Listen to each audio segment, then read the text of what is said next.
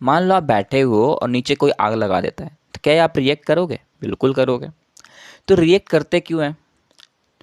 तो कोई तो होगा ऐसा जो हमें बताता होगा कि क्या प्रॉब्लम हो रही है, राइट? तो कौन बताता है? न्यूरॉन्स बताते हैं, है ना? बिल्कुल बिल्कुल। देखो नर्वस सिस्टम कितना अच्छा दिख रहा है ना यहाँ पर। नर्वस सिस्टम भी दो होते हैं, याद करते चलना अब यहाँ से, क्योंकि इंपॉर्टेंट टॉपिक है। नर्वस सिस्टम दो होते हैं, पहला सेंट्रल नर्वस सिस्टम, दूसरा peripheral nervous system. Central nervous system को शॉर्ट में सीएनएस लिखेंगे, उसको लिखेंगे पीएनएस। अब सेंट्रल नर्वस सिस्टम भी दो होते हैं, एक ब्रेन होते हैं और एक स्पाइनल कॉर्ड होता है।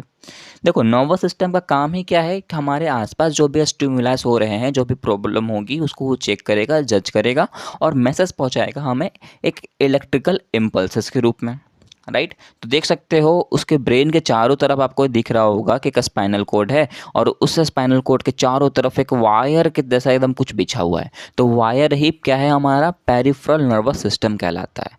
तो हम बोल सकते हैं कि ये जो पेरिफेरल नर्वस सिस्टम होता है वो मैसेजेस को लेता है और हमारे सेंट्रल नर्वस सिस्टम को देता है।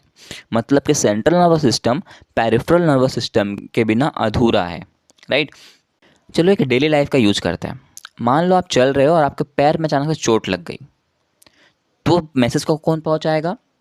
Nervous system. नर्वस सिस्टम में भी कौन? Peripheral nervous system. Peripheral nervous system को पता चलेगा कि यार कहाँ पैर चोट लगी है? पैर में। ये मैसेज पहुंचाएगा ब्रेन को। ब्रेन में कौन सा नर्वस सिस्टम होता है? Central nervous system. वहाँ ब्रेन जो है एक्ट करेगा, अरे यार कहाँ पर चोट लगी है? पैर में चोट लगी है, तो वो वहाँ पर ठीक कर लेगा। अब मान लो ऐसा होता ही नहीं, उसे पता ही नहीं चलता, तो वो क्या ठीक कर पाता? क्या मान लो उसे बोल पैर में चोट लगा था, मैसेज पहुंचाता कि नहीं हमें हाथ में चोट लगा है, तो पैर का चोट चोट ही रहता है और हाथ हाथ में जो है वो बैंडेज करते रहते, राइट? तो ये प्रॉब्लम हो सकती थी। तो सेंट्रल नर्वस सिस्टम का भी बहुत इंपॉर्टेंट रोल होता है और पेरिफेरल नर्वस सिस्टम का भी, एक के बिना एक अधूरा है। चलो अब पेरिफेरल नर्वस सिस्टम के भी पार्ट को देखते हैं। ये भी दो टाइप के होते हैं। पहला टाइप होता है क्रेनियल नर्व्स। क्रेनियल नर्व्स कहाँ प्रेजेंट होता है? वो ब्रेन के आसपास प्रेजेंट होता है, इसलिए हम उसको कहते हैं क्रेनियल। क्रेनियल से क्रिटिकल याद कर लो, तो क्रिटिकल और क्रेनियल एक मिलता जुलता है।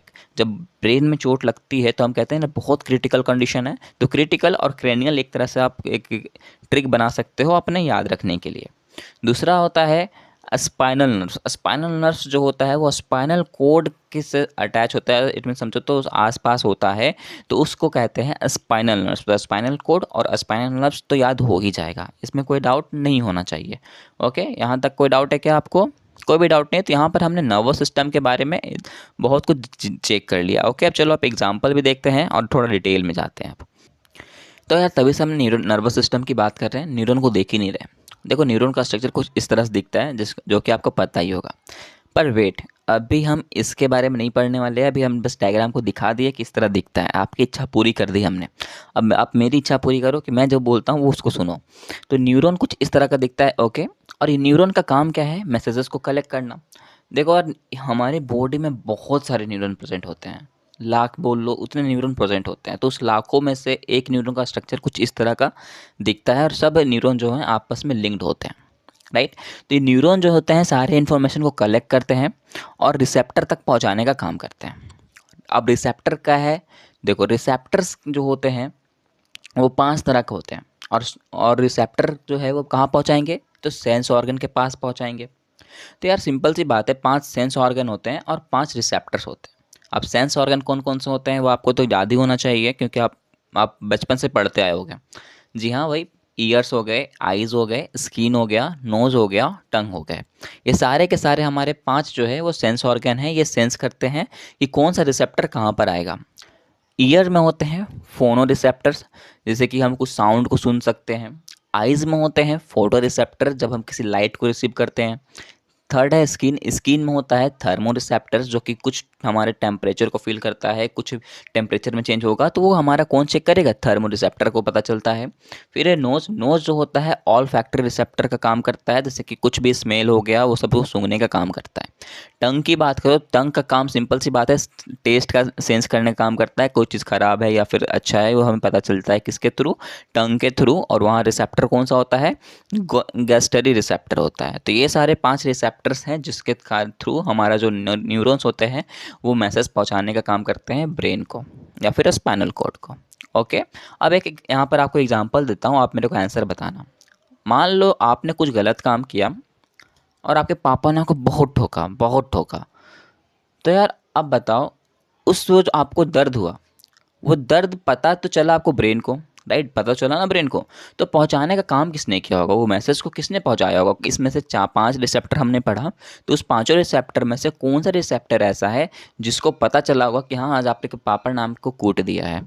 तो देखो सिंपल सी बात है, थर्मो रिसेप्टर्स, राइट। स्किन को पता चला, हमारे स्किन को, कि भाई हमें यहाँ दर्द हो रहा है, आज बहुत मार खाए हैं पापा से, राइट। तो ये चीज़ हमें यहाँ से पता चल गया होगा। अब मैं बोलूँगा यार आप खा रहे हो, खाते खाते आपने जीभ चबा दिया, तो कौन सा रिसेप्टर का काम करेगा, राइट, टंग काम करेगा वहाँ पर। तो वो मैसेज पहुँचाएगा न्यूरॉन को, न्यूरॉन फिर पहुँचाना शुरू करेंगे नर्व सेल्स को, है ना। इस तरह से वो मैसेज को पहुँचा देगा। तो यहाँ तक आपको कोई दिक्कत नहीं होगी, राइट। अब टाइप ऑफ न्यूरॉन पे चलते हैं। 3 तरह के न्यूरॉन होते हैं। पहला है सेंसरी न्यूरॉन, दूसरा इंटर न्यूरॉन्स, तीसरा मोटर न्यूरॉन्स। सेंसरी न्यूरॉन का काम ही समझ में आ रहा होगा, ये सेंस करेगा कि क्या हो रहा है आपस में, और वो मैसेज कहाँ पहुँचाएगा, कंट्रोल सेंट्रल नर्वस सिस्टम को दे देगा, राइट।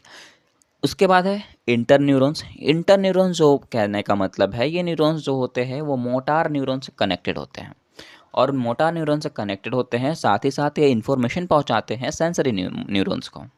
उसके बाद है मोटार न्यूरॉन। मोटार न्यूरॉन के बारे में भी क्या है, मोटार न्यूरॉन भी न्यूरॉन्स है जो कि इन्फॉर्मेशन पहुंचाने का काम करता है ब्रेन को और उसके अलावा मसल्स में भी। तो ये एक तरह से इफेक्टर का काम करता है कि हमारे अगर मसल्स को मूवमेंट कराना है तो ये मोटार न्यूरॉन ही कराता है।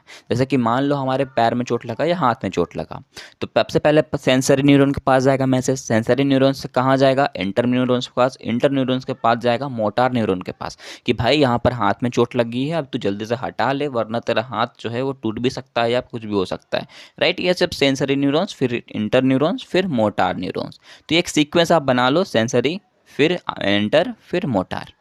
तो ये आप सीक्वेंस बना लो, SIM, सिम है, सिम कार्ड तभी यूज़ करते हैं ना, तो सिम याद कर लो। यह है टाइप ऑफ न्यूरॉन का एक छोटा सा ट्रिक। अब बात करते हैं इसी न्यूरॉन्स की जो कि हमारे लाखों न्यूरॉन में से एक का है। तो ये अब मैसेज पहुंचाता कैसे है ना, पहुंचता कैसे है, उस पर फोकस करना है अपन को। तो देखो यहाँ आपको स्ट्रक्चर दिख रहा होगा, ये डेंड्राइट दिख रहे होंगे। तो इस डेंड्राइट के थ्रू सबसे पहले हमारा इन्फॉर्मेशन आता है।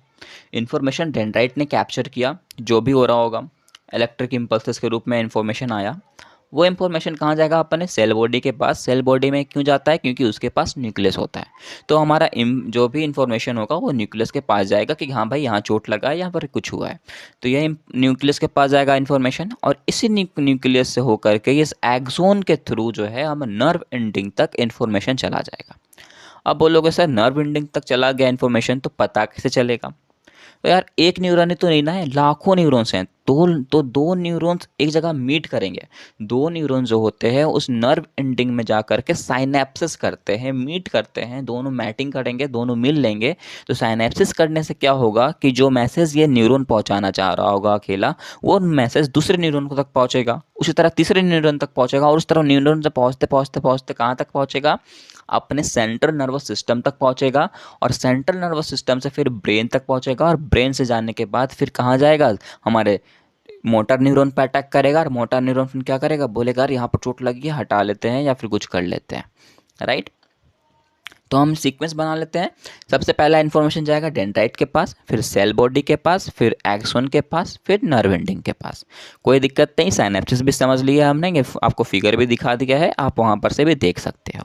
और कुछ फंक्शन है आपको न्यूरॉन्स के बारे में जो कि मैंने जितने बताया वही सब है, फिर भी आप कुछ देख लेना, अगर कुछ एक्स्ट्रा पॉइंट मिल जाए तो अच्छी बात है।